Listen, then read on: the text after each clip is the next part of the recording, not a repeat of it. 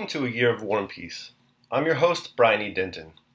A Year of War and Peace is a daily, year-long, chapter-by-chapter reading of and meditation on Leo Tolstoy's epic novel, War and Peace. In these videos and podcasts, you'll be treated to a free reading of one chapter per day of the novel, plus a reflective essay I've written individually tailored to that day's chapter. These readings are offered for free, though if you'd like to support me, you can do so in one of three ways. First, you could purchase my ebook, A Year of War and Peace. It features the entire novel, plus all of my reflective essays, and it's only $2.99 on Amazon.com. You could also become a patron at patreon.com/BrianEDenton. If you sign up there, you'll receive a sonnet once a month, plus a link to an ebook of my collected sonnets. Finally, if you like, you can make a one-time donation to my PayPal account. The email there is brianedenton@gmail.com. You can also use that email to contact me. I'd be happy to hear from you. Your support is greatly appreciated. Today's reading and reflection is on Chapter 201. Chapter 201. On receiving command of the armies, Kutuzov remembered Prince Andrew and sent an order for him to report at headquarters. Prince Andrew arrived at headquarters on the very day and at the very hour that Kutuzov was reviewing the troops for the first time. He stopped in the village at the priest's house, in front of which stood the commander-in-chief's carriage, and he sat down on the bench at the gate awaiting His Serene Highness, as everyone was now calling Kutuzov. From the field beyond the village came now sounds of regimental music, and now the roar of many voices shouting hurrah to the new commander-in-chief. Two orderlies, a courier and a majordomo, stood nearby, some 10 paces from Prince Andrew, availing themselves of Kutuzov's absence and of the fine weather. A short, swarthy lieutenant colonel of hussars with thick mustaches and whiskers rode up to the gate, and glancing at Prince Andrew, inquired whether His Serene Highness was putting up there, and whether he would soon be back. Prince Andrew replied that he was not on His Serene Highness's staff, but was himself a new arrival. The lieutenant colonel turned to a smart orderly, who, with the peculiar contempt with which a commander-in-chief's orderly speaks to officers, replied, "What? His Serene Highness? I expect he'll be here soon. What do you want?"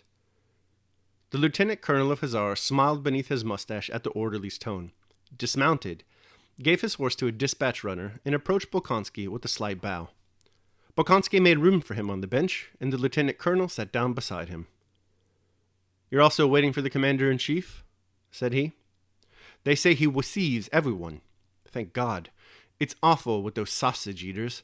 Ermolov had reason to think he was promoted to being a German. Now perhaps Russians will get a look in. As it was, devil only knows what's happening. We kept waiting and waiting. Did you take part in the campaign?" he asked.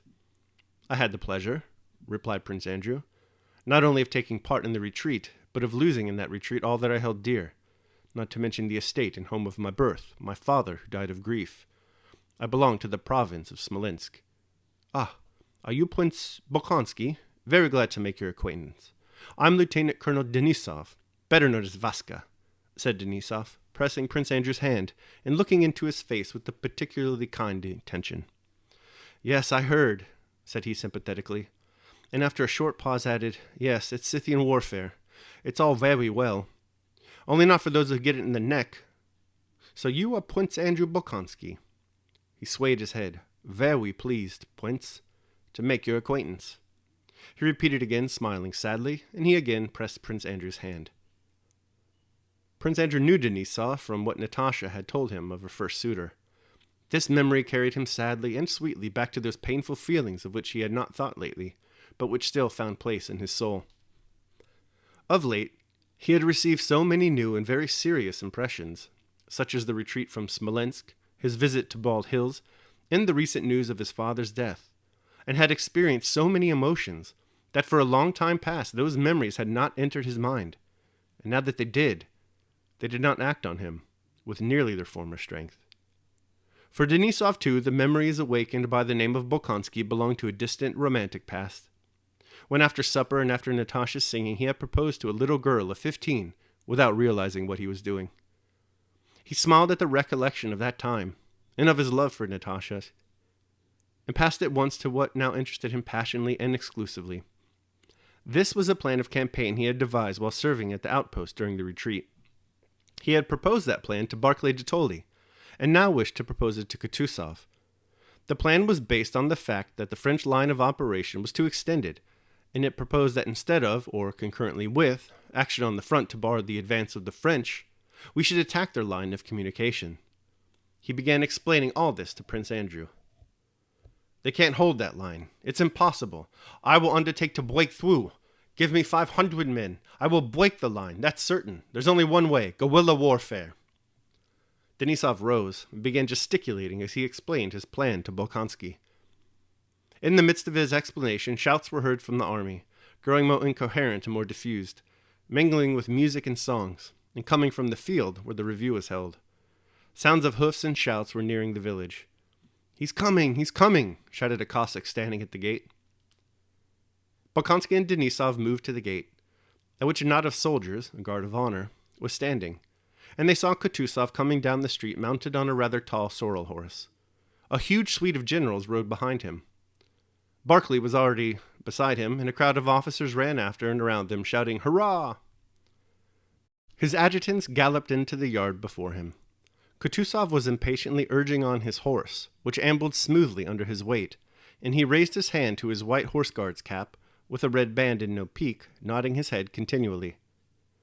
When he came up to the guard of honor, a fine set of grenadiers mostly wearing decorations, who were giving him the salute, he looked at them silently and attentively for nearly a minute with the steady gaze of a commander, and then turned to the crowd of generals and officers surrounding him. Suddenly his face assumed a subtle expression. He shrugged his shoulders with an air of perplexity. And with such fine fellows to retreat and retreat, well, goodbye, General, he added, and rode into the yard past Prince Andrew and Denisov. Hurrah! Hurrah! Hurrah! Shouted those behind him. Since Prince Andrew had last seen him, Kutuzov had grown still more corpulent, flaccid, and fat. But the bleached eyeball, the scar, and the familiar wariness of his expression were still the same. He was wearing the white horse-guard's cap and a military overcoat, with a whip hanging over his shoulder by a thin strap. He sat heavily and swayed limply on his brisk little horse. Whew! Whew! Whew! He whistled just audibly as he rode into the yard. His face expressed the relief of relaxed strain felt by a man who means to rest after a ceremony. He drew his left foot out of the stirrup, and lurching with his whole body and puckering his face with the effort, raised it with difficulty onto the saddle, leaned on his knee, groaned, and slipped down into the arms of the Cossacks and adjutants who stood ready to assist him.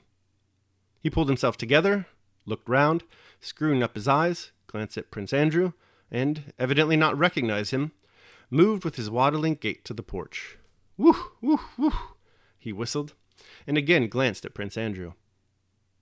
As often occurs with old men, it was only after some seconds that the impression produced by Prince Andrew's face linked itself with Kutuzov's remembrance of his personality.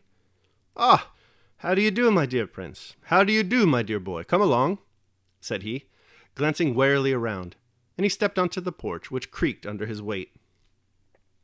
He unbuttoned his coat and sat down on a bench in the porch. "And how's your father?" "I received news of his death yesterday," replied Prince Andrew abruptly. Kutuzov looked at him with eyes wide open, with dismay, and then took off his cap and crossed himself. "May the kingdom of heaven be his. God's will be done to us all." He sighed deeply, his whole chest heaving, and was silent for a while. "I loved him, and respected him, and sympathized with you with all my heart." He embraced Prince Andrew, pressing him to his fat breast, and for some time did not let him go. When he released him, Prince Andrew saw that Kutuzov's flabby lips were trembling, and that tears were in his eyes. He sighed and pressed on the bench with both hands to raise himself. Come with me, we'll have a talk," said he. But at that moment Denisov, no more intimidated by his superiors than by the enemy, came with jingling spurs up the steps of the porch, despite the angry whispers of the adjutants who tried to stop him. Kutuzov, his hand still pressed on the seat, glanced at him glumly. Denisov, having given his name, announced that he had to communicate to His Serene Highness a matter of great importance for their country's welfare. Kutuzov looked warily at him, and, lifting his hands with a gesture of annoyance, folded them across his stomach, repeating the words, "For our country's welfare. Well, what is it? Speak." Denisov blushed like a girl. It was strange to see the color rise in that shaggy, bilious, time-worn face, and boldly began to expound his plan of cutting the enemy's lines of communication between Smolensk and Vizama. Denisov came from those parts and knew the country well. His plan seemed decidedly a good one, especially from the strength of conviction with which he spoke. Kutuzov looked down at his own legs, occasionally glancing at the door adjoining the hut as if expecting something unpleasant to emerge from it. And from that hut, while Denisov was speaking, a general with a portfolio under his arm really did appear. "What?" said Kutuzov in the midst of Denisov's explanations. "Are you ready so soon?" "Ready, Your Serene Highness," replied the general. Kutuzov swayed his head, as much as to say, how is one man to deal with it all? And again listened to Denisov. "I give my word of honor as a Russian officer," said Denisov, "that I can break Napoleon's line of communication." "What relation are you to Intendant General Cyril Andreevich Denisov?" asked Kutuzov, interrupting him. "He is my uncle, Your Serene Highness." "Ah, we were friends," said Kutuzov cheerfully. All right, friend. Stay here at the staff, and tomorrow we'll have a talk." With a nod to Denisov, he turned away and put out his hand for the papers Konoytsevin had brought with him. "Would not Your Serene Highness like to come inside?" said the general on duty in a discontented voice. "The plans must be examined, and several papers have to be signed." An adjutant came out and announced that everything was in readiness within. But Kutuzov evidently did not wish to enter that room till he was disengaged. He made a grimace. "No, tell them to bring a small table out here, my dear boy. I'll look at them here," said he. "Don't go away," he added, turning to Prince Andrew, who remained in the porch and listened to the general's report. While this was being given, Prince Andrew heard the whisper of a woman's voice and the rustle of a silk dress behind the door. Several times, on glancing that way, he noticed behind the door a plump, rosy, handsome woman in a pink dress with a lilac silk kerchief on her head, holding a dish and evidently awaiting the entrance of the commander-in-chief. Kutuzov's adjutant whispered to Prince Andrew that this was the wife of the priest, whose home it was, and that she intended to offer His Serene Highness bread and salt. Her husband was welcome His Serene Highness with the cross at the church, and she intends to welcome him in the house. She's very pretty," added the adjutant with a smile. At those words, Kutuzov looked round. He was listening to the general's report, which consisted chiefly of a criticism of the position of the headquarters. As he had listened to Denisov, and 7 years previously had listened to the discussion at the Austerlitz Council of War. He evidently listened only because he had ears which, though there was a piece of tow in one of them, could not help hearing. But it was evident that nothing the general could say would surprise or even interest him, that he knew all that would be said beforehand, and heard it all only because he had to, as one has to listen to the chanting of a service prayer. All that Denisov had said was clever and to the point. What the general was saying was even more clever and to the point. And it was evident that Kutuzov despised knowledge and cleverness, and knew of something else that would decide the matter, something independent of cleverness and knowledge. Prince Andrew watched the commander-in-chief's face attentively, and the only expression he could see was one of boredom, curiosity as to the meaning of the feminine whispering behind the door, and a desire to observe propriety. It was evident that Kutuzov despised cleverness and learning, and even the patriotic feeling shown by Denisov, but despised them not because of his own intellect, feelings, or knowledge. He did not try to display any of these, but because of something else. He despised them because of his old age and experience of life. The only instruction Kutuzov gave of his own accord during the report referred to looting by the Russian troops.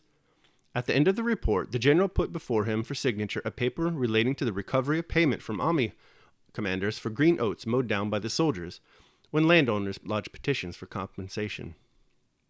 After hearing the matter, Kutuzov smacked his lips together and shook his head. "Into the stove, into the fire with it.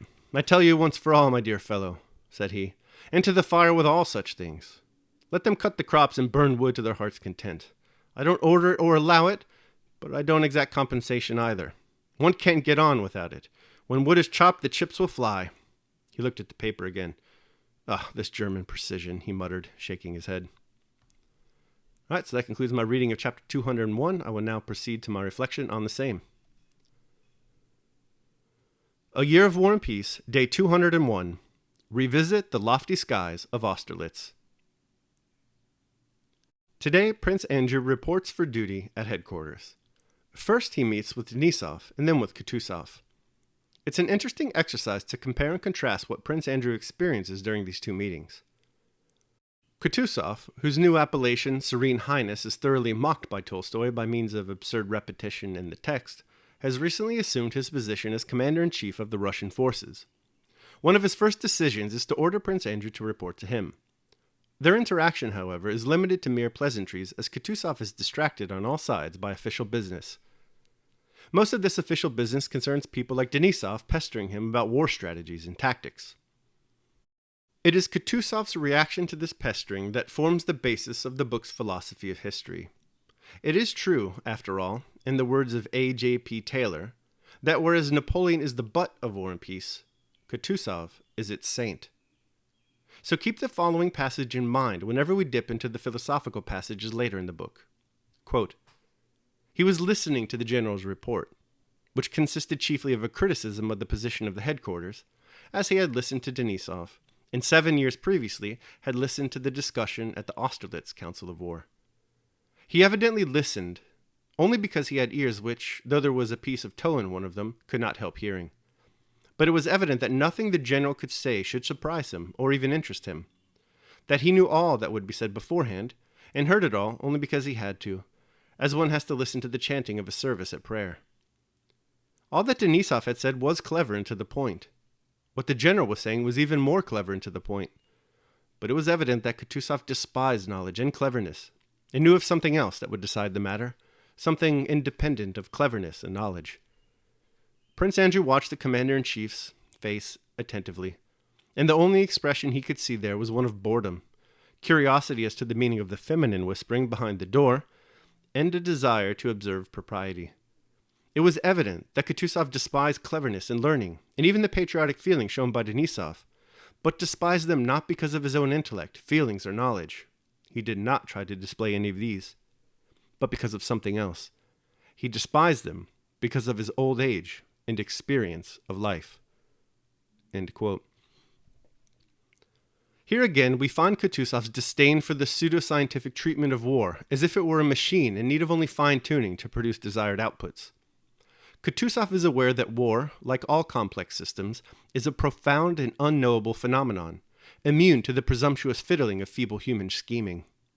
He doesn't even allow himself to get worked up over the details of something so significant as the defense of the motherland. Turning now to Prince Andrew's conversation with Denisov, we see that Prince Andrew cannot summon the strength to apply to matters of love Kutuzov's laissez-faire approach to war. It takes great exertion to do nothing. Prince Andrew knows Denisov to have been Natasha's first suitor, so meeting Denisov he naturally turns his thoughts to his former fiancée. Needless to say, he is plunged back into the painful feelings of their broken engagement. Note, however, that these feelings are not as strong as they once were, especially in comparison to all the recent sorrows he has endured, the occupation of his lands by the French, the death of his father, etc. Perhaps there is a lesson for Prince Andrew here. If these events, so small and close in time, can dampen the pain of his break with Natasha, then certainly his pain can be pacified if measured against the all-encompassing, ever-expansive, lofty sky of Austerlitz. If only he can remember. Daily Meditation. And consider this which is near to thee, this boundless abyss of the past and of the future in which all things disappear. How then is he not a fool who is puffed up with such things, or plagued about them, and makes himself miserable? For they vex him only for a time, and a short time at that. Marcus Aurelius, Meditations. And that concludes my reading of and reflection on Chapter 201 of War and Peace. I hope you enjoyed it.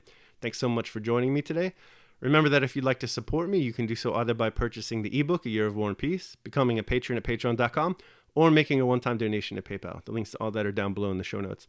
Tomorrow, we will be reading and reflecting on Chapter 202. I hope you'll join me. Until then, take care of yourselves and others.